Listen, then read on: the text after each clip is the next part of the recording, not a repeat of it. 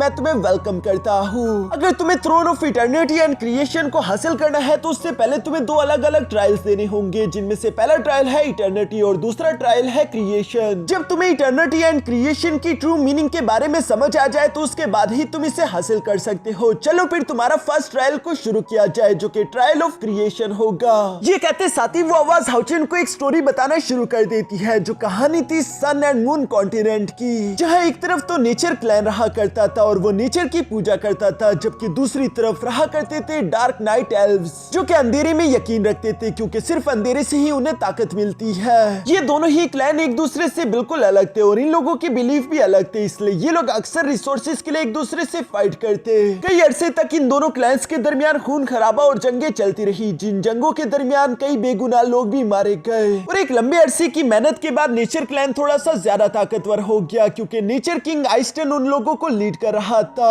उन्होंने फैसला कर लिया था कि वो इस कॉन्टिनेंट से पूरी तरीके से अंधेरे को मिटा देंगे और अंधेरे के साथ साथ सारे के सारे डार्क नाइट एल्व्स भी मारे जाएंगे। लेकिन जब नेचर किंग ये सब कर रहा था तो ये जुल्म इतना सारा बढ़ गया कि उसने एक बड़े से जायंट सन का इस्तेमाल करते हुए डार्क नाइट एल्व्स को जिंदा जला दिया, जहां पर एक माँ अपनी बेटी को मरता हुआ देखकर गम के साथ जोरों से चिल्लाती है और उसी के साथ सीड ऑफ डिस्ट्रक्शन समन हो गया। ये सीड ऑफ डिस्ट्रक्शन तबाही का कारण बनता है, जिसने पूरे के पूरे कॉन्टिनेंट पर मौजूद हर एक जानदार को खत्म कर दिया। इसी तरह सन मून कॉन्टिनेंट पूरी तरीके से तबाह बर्बाद हो गया। तो हाउचिन, तुम्हारा फर्स्ट ट्रायल यही होगा कि तुम्हें इन दोनों क्लैंस के पास्ट को चेंज करके इनके फ्यूचर को बदलना होगा, ताकि ये लोग तबाह ना हो। हाउचिन ये सुनकर थोड़ा सा सरप्राइज तो हो जाता है कि आखिर मैं इनके फ्यूचर को कैसे बदल सकता हूँ, मगर अगले ही सीन में हम देखते हैं कि जैसे ही हाउचिन ने अपनी आंखें खोली तो हाउचिन की आंखों के सामने एक छोटी सी बच्ची मौजूद थी, जो कि हाउचिन को देखकर खुश होते हुए कह रही थी कि शुक्र है तुम होश में आ गए। बाकी के सब लोग भी यहाँ पर डार्क नाइट एल्फ क्लैन से बिलोंग करते थे, जो कि हाउचिन को होश में आता हुआ देखकर खुश होते हुए कहते हैं कि आखिरकार हमारा किंग होश में आ गया।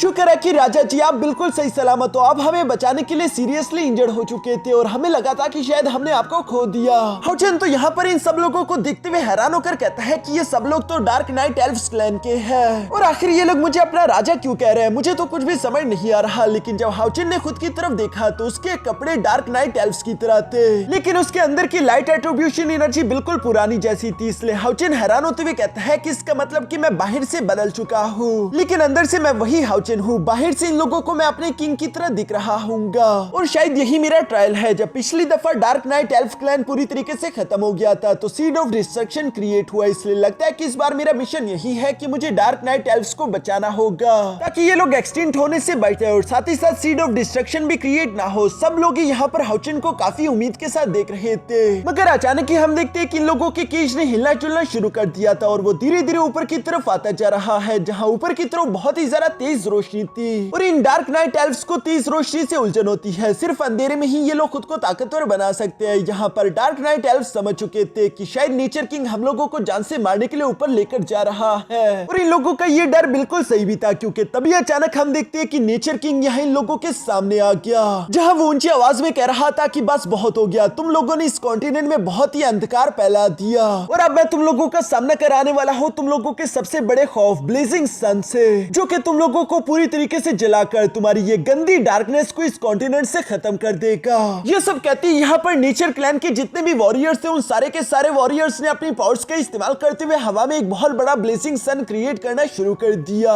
साथ ही साथ ये लोग ऊंची आवाज में चिल्लाते हुए कह रहे थे कि जलाकर राख कर दो, जलाकर राख कर दो।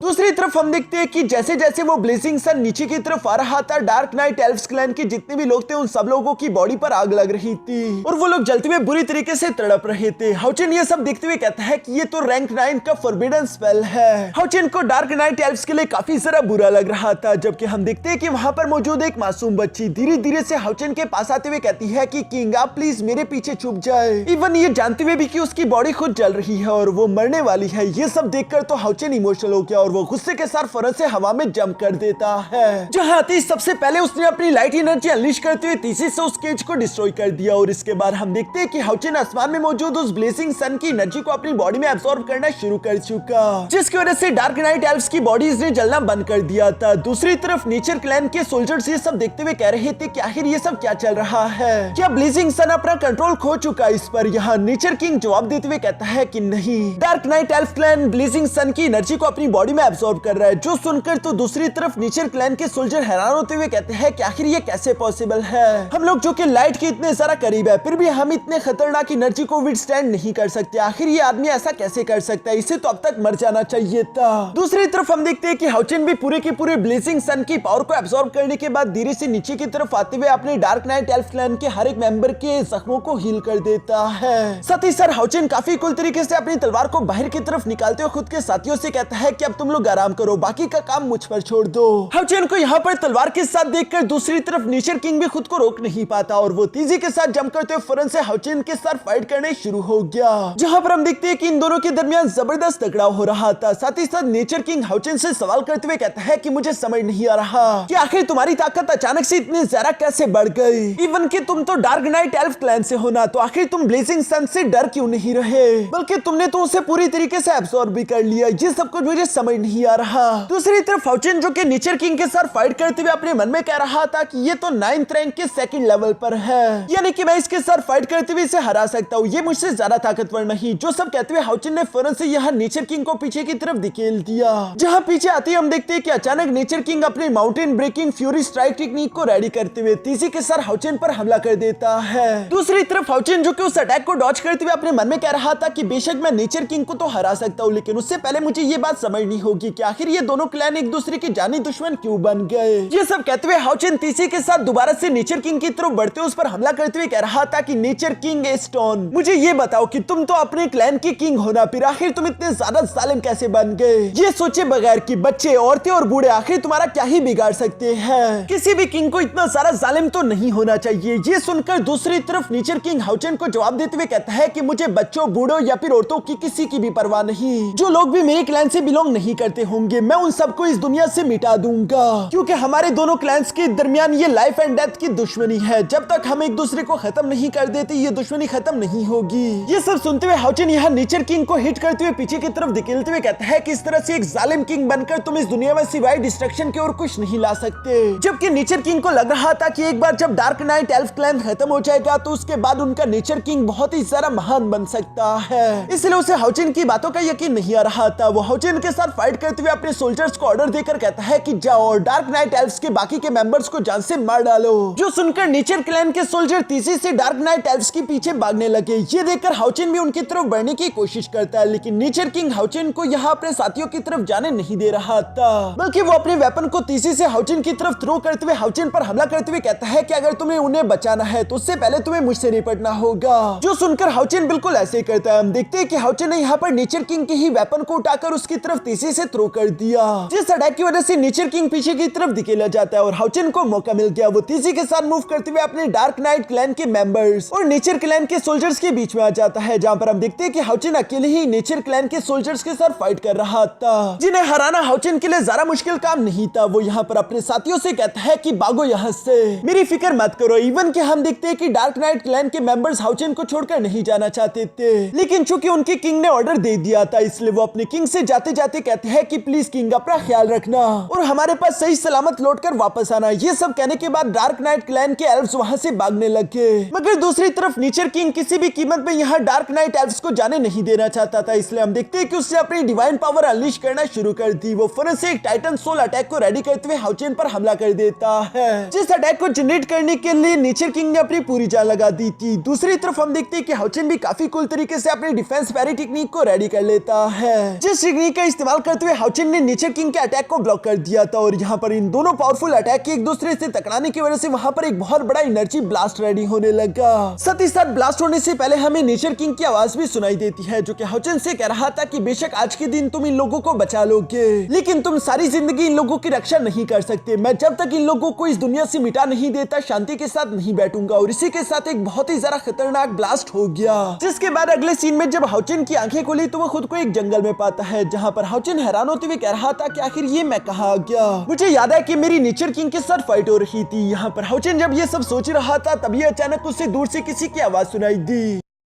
जो जो कि एक लड़की की आवाज थी। वो अपने साथियों से कह रही थी कि तुम लोग आगे भागो, मैं इन्हें रोकने की कोशिश करती हूँ। मगर इस पर एक लड़का उसे जवाब देते हुए कहता है कि नहीं, हम लोग मिलकर एक साथ यहाँ से बचेंगे, नहीं तो एक साथ रुककर फाइट करेंगे। हाउचेन भी यह आवाज सुनकर तेजी से उसी तरफ भागने लगा, जहाँ सीन शिफ्ट होकर एक लड़की पर आ जाता है। उस लड़की का नाम सीसी था और ये डार्क नाइट एल्फ क्लैन से बिलोंग करती थी, जो कि यहाँ पर अपने तीर कमान का इस्तेमाल करते हुए नेचर क्लैन के बीस्ट के साथ फाइट कर रही थी। मगर नेचर क्लैन के ये बीस्ट काफी सारा पावरफुल थे, जो कि इन लोगों पर भारी पड़ने लगे। और इससे पहले कि वो नेचर क्लैन के बीस्ट यहाँ सीसी को जान से मार पाते, तभी अचानक हाउचेन एक हीरो की एंट्री के साथ वहाँ पर पहुंच गया, जो कि काफी कूल तरीके से अपनी तलवार का इस्तेमाल करते हुए देखते ही देखते सिर्फ कुछ ही स्लैश अटैक में उन सारे के सारे बीस्ट को जान से मार डालता है। दूसरी तरफ सीसी और उसके साथी भी यहाँ पर हाउचेन को देखकर खुश होते हुए कहते हैं कि ये तो हमारा किंग है। जो सुनती सब लोग तेजी से हाउचेन की तरफ भागने लगे। सीसी हाउचेन से कहती है कि किंग, आखिरकार आप वापस आ गए, पिछले 5 साल से आप गायब हो चुके थे। जो सुनकर तो हाउचेन भी शौक हो गया और वो अपने मन में हैरान होते हुए कहता है कि क्या 5 साल गुजर गए। दूसरी तरफ एल्फ क्लैन का एक लड़का रोते हुए कहता है कि किंग, हमें लगा था कि हमने आपको हमेशा हमेशा के लिए खो दिया।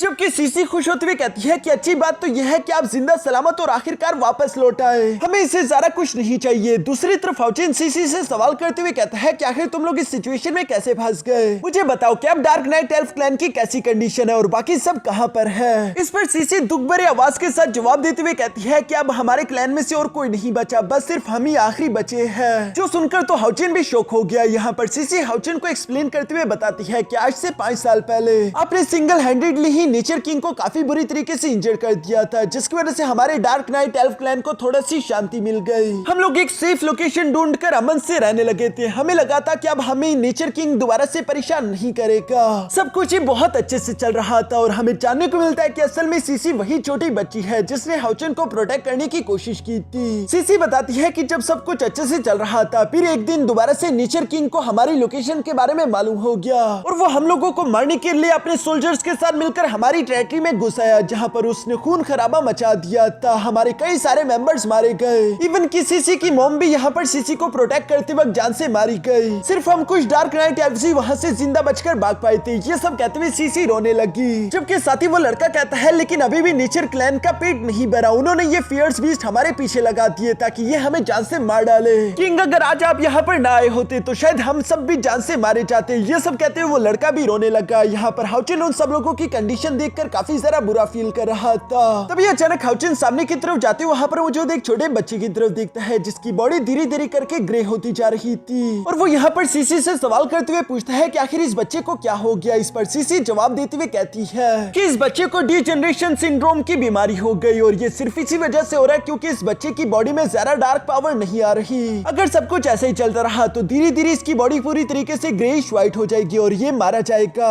हाउचेन ने तो इस डीजनरेशन सिंड्रोम के बारे में नहीं सुना था, लेकिन सीसी हाउचेन को बताती है कि इस कॉन्टिनेंट पर नेचर एनर्जी काफी ज्यादा है, लेकिन डार्क एनर्जी धीरे धीरे दिन ब दिन कम होती जा रही है, जिसकी वजह से हम लोग इतने ज्यादा कमजोर पड़ गए। मुझे तो लगता है कि डार्कनेस गॉड हमसे नाराज हो चुके हैं, चूंकि डार्कनेस दिन ब दिन इस कॉन्टिनेंट से कम होती जा रही है। एक दिन ऐसा आ जाएगा कि हम सारे के सारे डार्क नाइट एल्फ्स मारे जाएंगे। ये सब कहते हुए सीसी रोने लगी और वो हाउचेन से कहती है कि किंग, हमें माफ कर दीजिए, आपने अपनी जिंदगी को हमारे लिए दांव पर लगा दिया, लेकिन फिर भी हमने आपको निराश कर दिया। दूसरी तरफ हाउचेन अपने मन में सोच रहा था कि ये सब कुछ ऐसे नहीं चल सकता। बेशक मैंने उस हादसे को तो रोक दिया, लेकिन अगर किसी तरह डार्क नाइट एल्फ क्लैन ताकतवर नहीं होगा तो आज नहीं तो कल कभी न कभी कोई डेस्परेट मदर अपने बच्चे को बचाने के लिए चीखो पुकार तो करेगी और उसके साथ सीड ऑफ डिस्ट्रक्शन दोबारा से आ जाएगा और इन लोगों का फ्यूचर वही बनेगा। मुझे कुछ और करना चाहिए। ये सब कहती हाउचेन फौरन से खड़ा होकर सीसी से सवाल करते हुए कहता है कि इस सब का कोई ना कोई सोल्यूशन तो होगा, क्या इसका कोई इलाज नहीं। इस पर सीसी जवाब देते हुए कहती है कि सिर्फ एक इलाज है, हम लोगों को सन मून डिवाइन स्टोन चाहिए होगा। सन मून स्टोन इस कॉन्टिनेंट पर एक डिवाइन आर्टिफैक्ट है जिसके अंदर extremely pure light and darkness की पावर है। इस स्टोन के अंदर ये खासियत है कि हम लोग दिन और रात के साइकिल को चेंज कर सकते हैं, जिसकी वजह से हम लोग ऐसी कंडीशन क्रिएट कर पाएंगे जिसके अंदर डार्क नाइट एल्फ्स आसानी से ग्रो कर सके।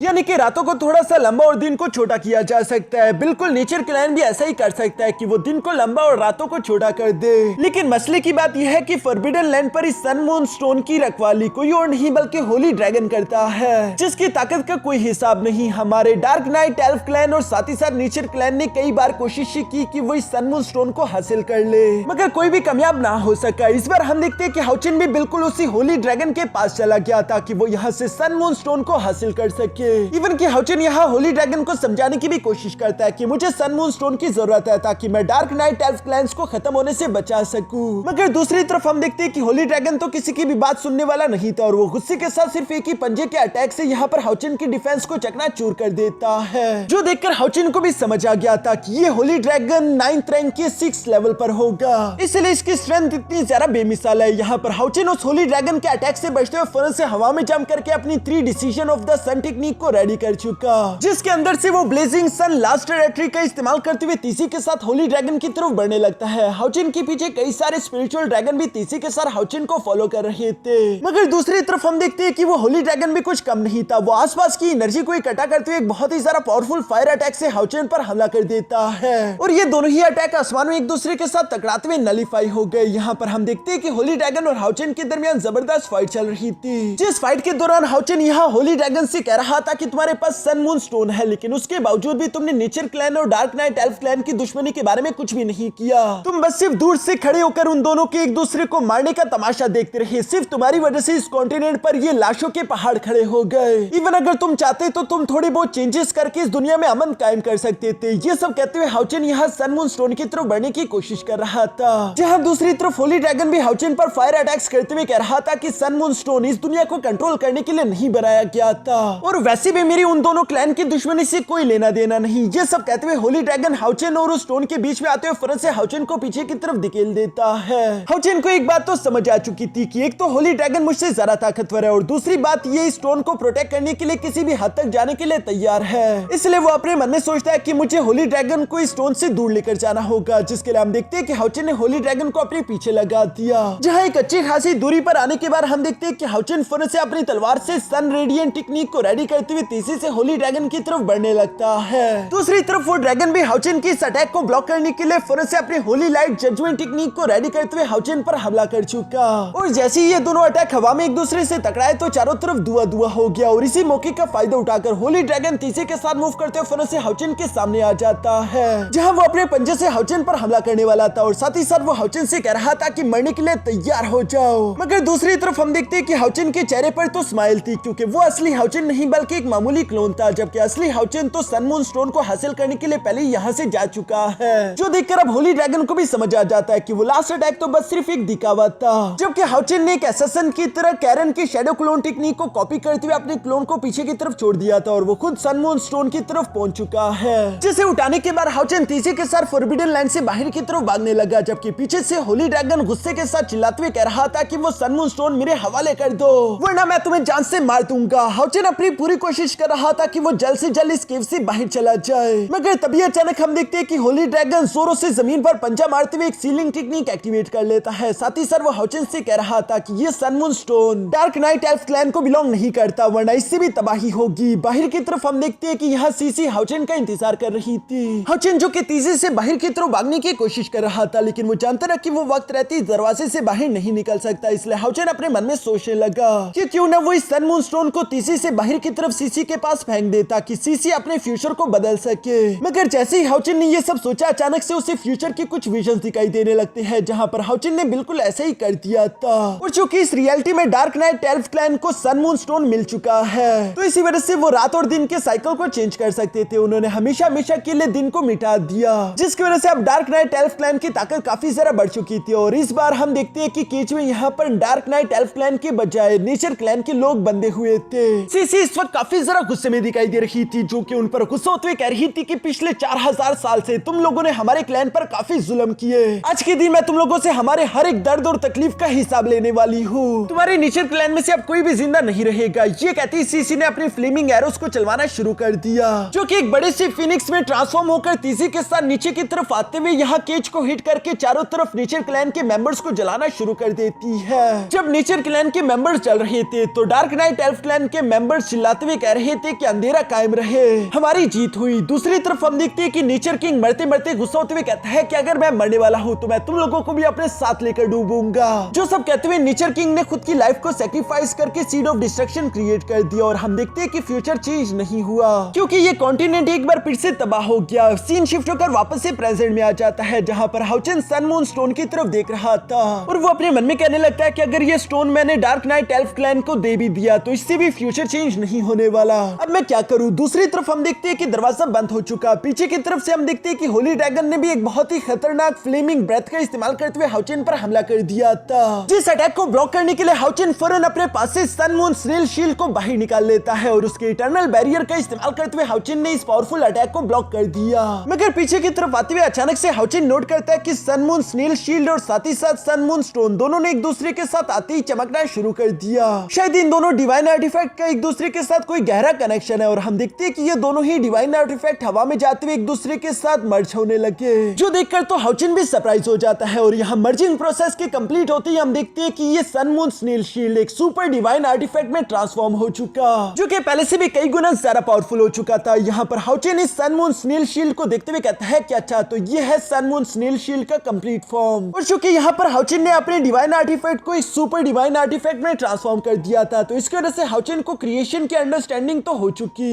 इसलिए वही पहली वाली आवाज यहाँ पर हाउचिन से कह रही थी कि मैं तुम्हें मुबारकबाद कहता हूँ, क्योंकि तुमने फर्स्ट ट्रायल के सीक्रेट को तो समझ लिया। अब सेकंड ट्रायल के सीक्रेट की बारी। हम देखते हैं कि हाउचिन वापस से उसी पोजीशन पर पहुंच जाता है जहां पर हम देखते हैं कि होली ड्रैगन एक पावरफुल अटैक रेडी करते हुए हाउचिन से कह रहा था कि मरने के लिए तैयार हो जाओ। और ये कहती वो एक बहुत ही ज्यादा खतरनाक एनर्जी ब्रेथ का इस्तेमाल करते हुए हाउचिन पर दोबारा से हमला कर देता है। जिस अटैक का सामना करने के लिए दूसरी तरफ हाउचिन भी पूरी तरीके से तैयार खड़ा था। साथ ही साथ हमें यहाँ पर वही आवाज भी सुनाई देती है जो कि हाउचिन से कह रही थी कि इटर्निटी को समझने के लिए तुम हमेशा हमेशा के लिए इस तबाही का सामना करोगे। और यहाँ इसी सीन के साथ हमारा ये एपिसोड यहीं पर खत्म हो जाता है।